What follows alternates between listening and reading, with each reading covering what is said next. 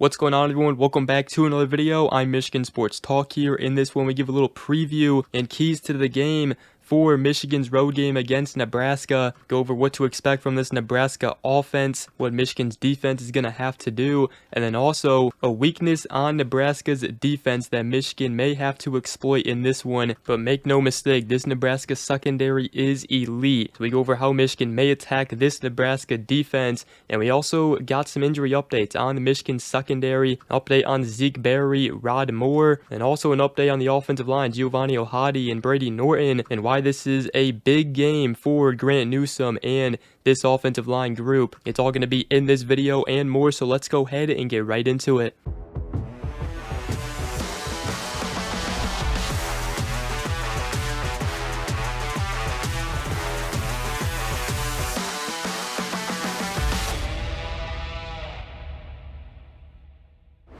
Alright, so we got a big one here this Saturday. Michigan going on the road at Nebraska. 3:30 p.m. Eastern Time kickoff. It is a big game for both these teams here as they both open up Big Ten play here. Both teams coming off a Week 3 win. Nebraska 3-0. Michigan 2-1 coming into this one with their lone loss being that road game against Oklahoma. But now they got another big road game here. They are coming off an offensive explosion 63-3 win over Central Michigan. They unleashed Bryce Underwood, and they have no plan of stopping that here against Nebraska. They do not plan to hold anything back. Biff Poggi has already said that this week, but this Nebraska team is a very good team. You do not want to sleep on Nebraska this season, but there's also some weaknesses that I'll go over here that Michigan could exploit. But for Nebraska, first it starts with the offense and Dylan Raiola at quarterback, the true sophomore. He ranks 4th nationally with a 76.6% completion rate. He has thrown for 829 yards, 8 touchdowns,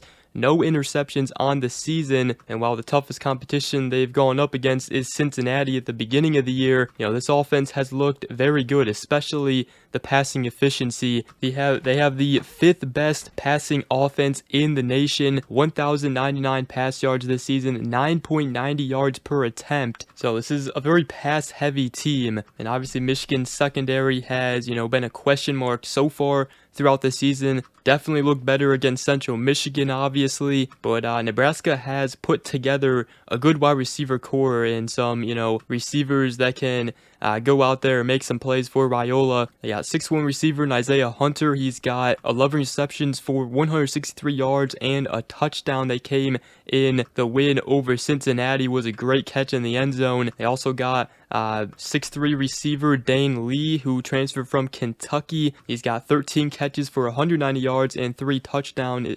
Is coming off of a 100-yard receiving game against Houston Christian in their last game. So both Hunter and Key came from the transfer portal. Hunter came from California, and they also got Ja'Cory Barney, who has 15 catches for 181 yards and a touchdown. So that's the strength of the Nebraska offense right there. Dylan Raiola, these receivers, again, the 5th best passing offense in the nation. And Michigan's defense, they're going to have their work cut out for them. They may be without Zeke Berry again. We'll see if we get an update on him, but he does a great job of pre-snap reading the coverage before the play. So Michigan knows that they're going to have to communicate at a high level. And then Lamar Morgan said during his press conference this week that they do a good job of pre-snap motions and stuff, so we can identify what you're in. And he scans the field. You see his head is always moving, trying to see where the ball is going, where he needs to get the ball out quick. So we need to do a good job in trying to disguise coverage on him, try to show him a picture and change it on him, show a picture and stay in the picture. And we're going to have to do that, because if not, he'll just dink and dunk you all the way down the field. Now, pass rush is going to be key again in this one. It's always going to be key for this Michigan defense. Got to get after the quarterback. Wink Martindale, I'm sure, will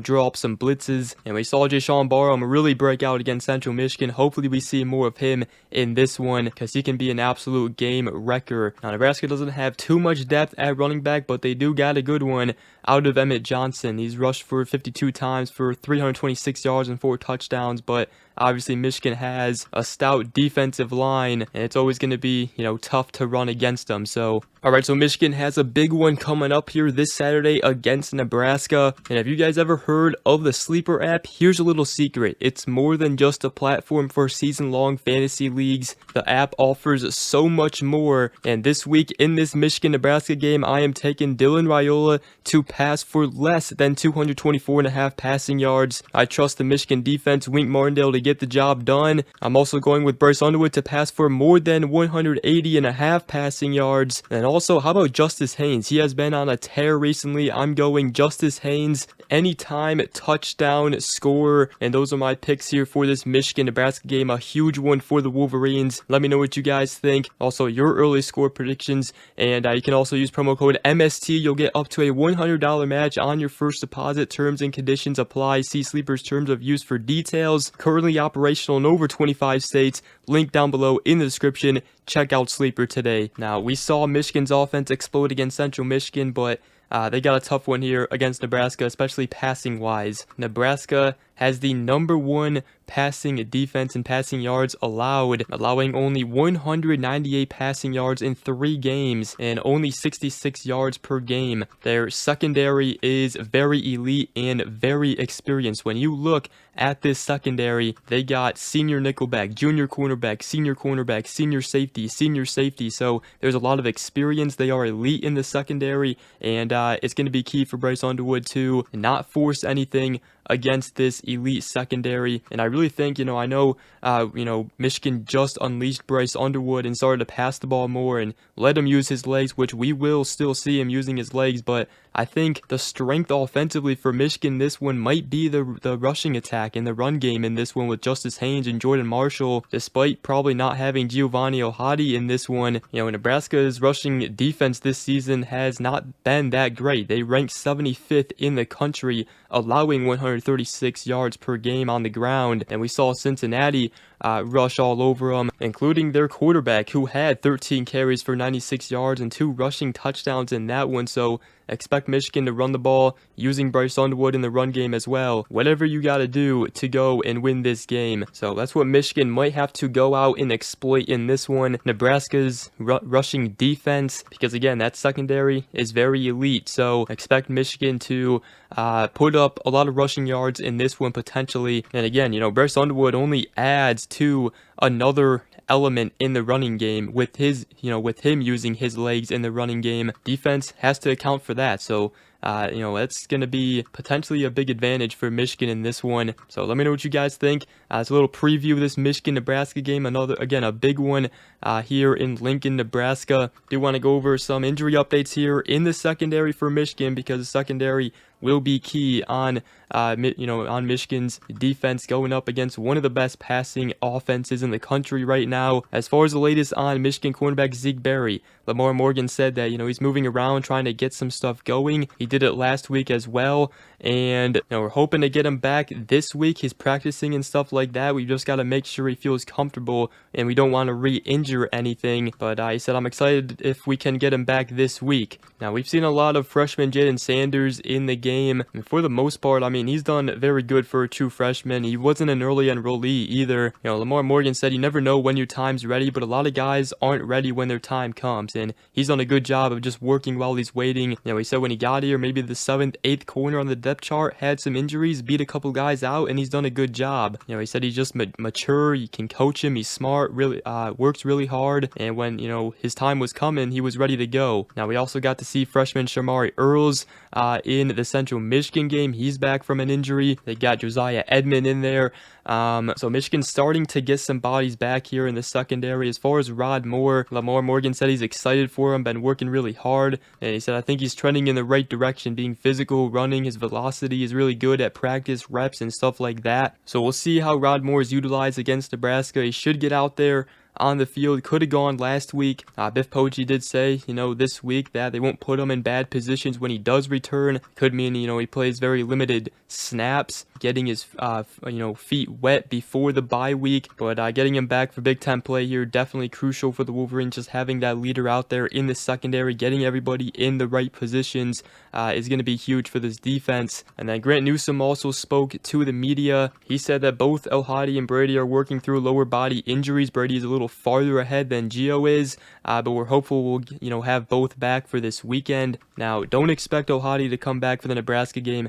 Brady Norton should potentially be back, but we still have to wait and see if he will be available for Michigan's offensive line. But Michigan's got Jake Guarnera, who had a great game against Central Michigan. And Newsome also spoke on Sherrone Moore spending a lot of time with the offensive line on the field in practice before his suspension. He said he'll come around on a normal week and watch, but his message for the entire team last week was just get back to the house. Less about plays or even to be more just about stuff we can control. So it's a big week for Grant Newsome's bunch in this offensive line, but obviously, Sherrone Moore spending a lot more time with that offensive line group. That is his baby. That is the one position group that needs to perform well. The offense is going to go as far as the offensive line goes, especially in the running game. Obviously, you got Bryce Underwood who can go out there and make plays now, now that they've unleashed him. But they also got to protect him, though, and let him make plays. And, there was improvement against Central Michigan, but that's Central Michigan. Now we got to see it